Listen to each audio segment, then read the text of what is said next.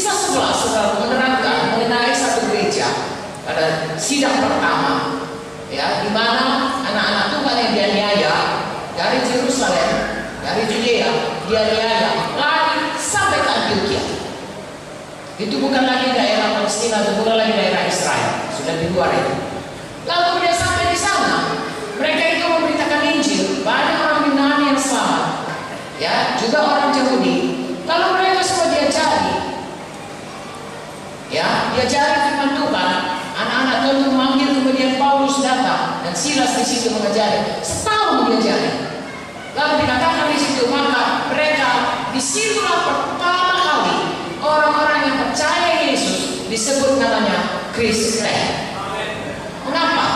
Kristen artinya Kristus, Kristus kecil. Orang-orang hidupnya seperti Tuhan Yesus, seperti Kristus. Kenapa? Hidupnya berubah.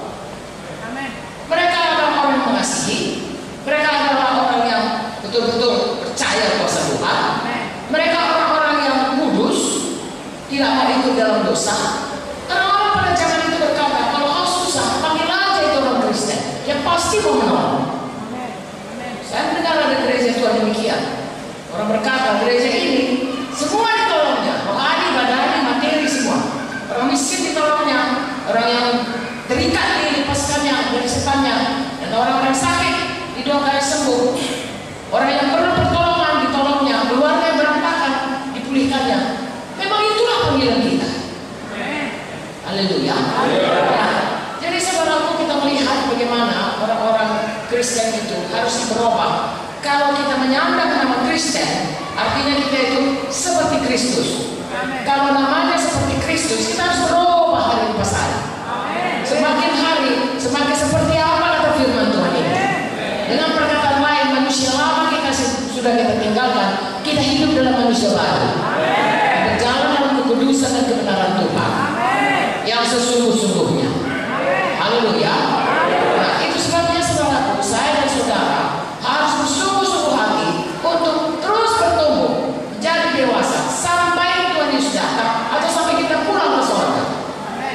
Saudaraku, saya sering katakan, ya, jadi dalam hal ini dulu saya ulangi. Anak-anak rohani, dia tidak tahu membedakan yang jahat dengan yang benar. Dia hanya tahu kepentingan dirinya. Halo? Orang dewasa rohani, dia makan makanan firman ini kenyang, cukup, sehingga dia tahu kebenaran, tahu yang benar, tahu yang salah, tahu yang jahat, tahu yang baik. Dengan demikian dia tidak mudah ditipu.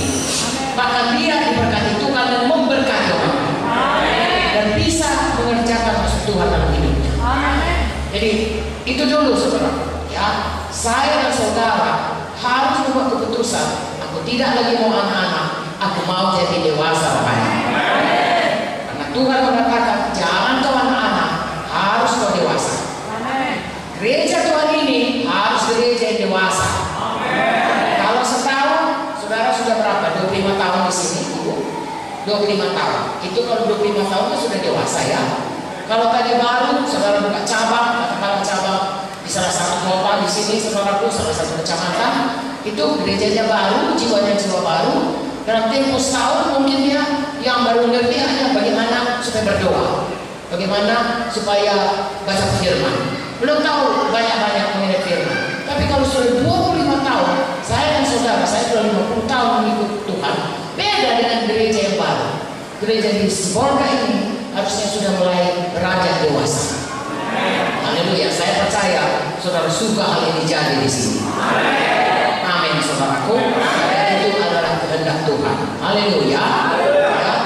Jadi saudaraku, hari ini saya mau sampaikan bagaimana kita supaya bersama-sama dewasa, supaya Tuhan Yesus berkenan kepada kita. Tahukah saudara, pada waktu manusia ini diciptakan, Tuhan menciptakan kita dalam buku Kejadian. Ya, pada hari ke-6, sungguh sangat baik kata Tuhan. Pada waktu dia mau, saya bacakan saja Kejadian 1 ayat 26, 27, 28. Tuhan menciptakan manusia.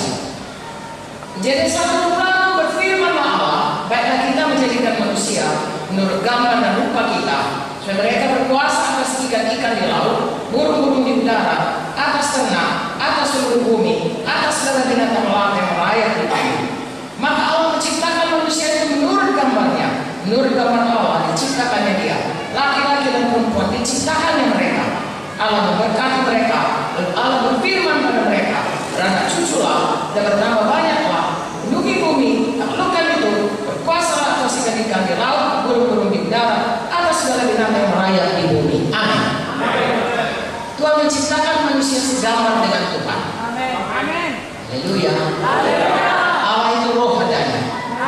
Jadi kita ini punya roh. Tetapi Tuhan menciptakan kita juga dengan tubuh. Dan ada jiwa kita. Itulah yang bisa merasa, mendengar dan lain sebagainya. Amin. Lalu kemudian Tuhan ciptakan kita, ya, seperti Tuhan yang pertama kali Tuhan itu kekal. Makanya kita ini semua kepingin, tak ada yang mau mati. Siapa saudara sini mau mati? Semua mau panjang umur. Kalau bisa datang Tuhan Yesus supaya dia hidup selamanya. Itulah kerinduan anak-anak Tuhan. Karena itu segambar dengan Tuhan. Tuhan memang mau nanti, ya. Nanti kita baca dalam buku Wahyu, saudaraku, kalau saudara baca, ya, kita sempat mengingat ini. Bagaimana Tuhan itu memulihkan itu kembali. Sebab pada waktu Adam dan Hawa berdosa, manusia yang sebenarnya diciptakan dengan Allah dengan kekekalan itu, Tuhan sudah peringatkan, jangan kau berdosa, jangan kau lawan firman-Ku, jangan kau makan buah batang kayu ini, nanti kau mati. Tapi manusia memilih untuk mendengar apa kata setan, betul-betul dia mati. Tidak bisa lagi rohnya bersekutu dengan Tuhan. Tapi puji Tuhan, Tuhan menciptakan Kejadian 3:15, nanti akan ada turunan perempuan ini yang menghancurkan, ya, turunan daripada ular ini, kepalanya, tetapi turunannya itu akan mematuk kakinya. Itulah waktu Tuhan Yesus tebus kita. Bagaimana dia disalib, dia disesarakan, serabu, dia mati, lalu kemudian karena kematiannya menebus dosa kita, dia menghancurkan kuasa maut, kuasa setan atas hidup kita. Haleluya. Puji Tuhan. Ini semuanya diciptakan Tuhan. Mengapa diciptakannya? Supaya dipulihkan Tuhan rencananya semula. Saudaraku, kita kalau tidak cari rencana kita bisa masuk plan A ganti plan B, plan B ganti plan C. Tuhan kalau